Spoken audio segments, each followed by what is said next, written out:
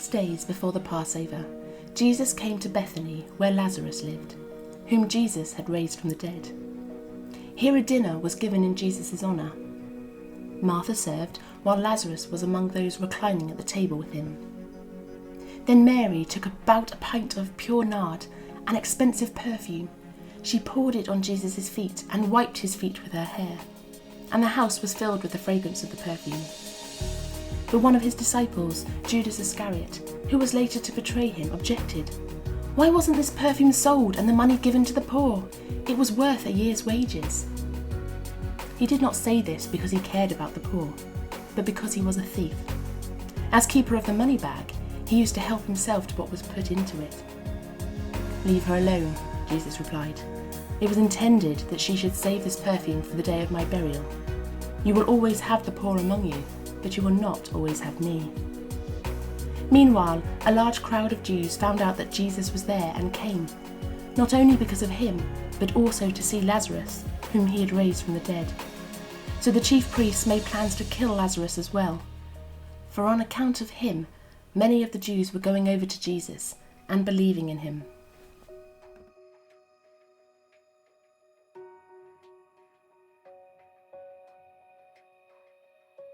As we come to the third part of our series, we are going to look at the life of Mary to help us reflect on the question, to what extent am I placing my life into his hands? As the story begins, John tells us that it is 6 days before the Passover, and Jesus has come to Bethany and a meal is given in his honour. At the meal are Martha and Mary, the sisters, and Lazarus, their brother. Martha is serving at the table, Lazarus is reclining. And what of Mary? The last time we met Mary at a meal, she was sitting at the feet of Jesus, listening to what he was saying, while leaving Martha to do all the work. Martha criticised her, but Jesus defended Mary, saying that she had chosen the better way. Now, though, at this meal, she isn't simply sitting at the feet of Jesus. She does something very extravagant. She takes expensive perfume and anoints the feet of Jesus with it. This too is met with criticism. We read of Judas, who says, "Why wasn't this perfume sold and the money given to the poor? It was worth a year's wages." We see what an extravagant act it was. But once again, Jesus defends Mary and says, "Leave her alone." In this incident, again, we see something of Mary's devotion. She could have used just a bit of the perfume. She didn't need to use a nard of perfume to anoint the feet of Jesus. She could have used just a part of it and kept much of it back for herself. But no, she doesn't do this. She gives extravagantly and generously. She gives everything to Jesus. Here is an example of what it means to give our lives into his hands. Giving everything, giving extravagantly, giving generously. What might that look like in our lives? For Mary, there was something about putting her trust firmly in his hands, to look after her for the future. You see, that perfume could have been her security.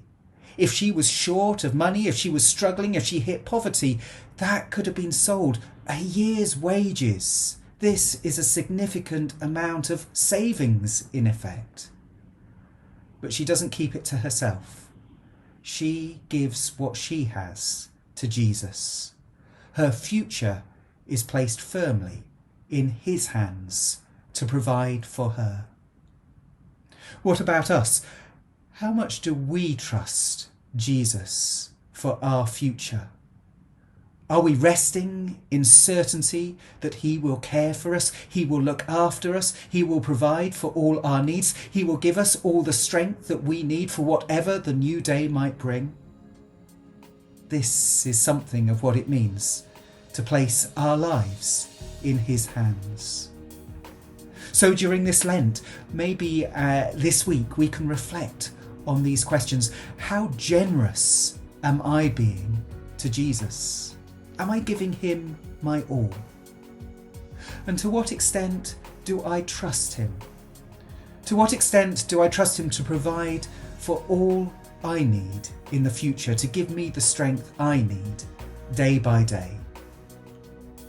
Is my life really in his hands? For that's what he calls us to do, to place our lives into his hands.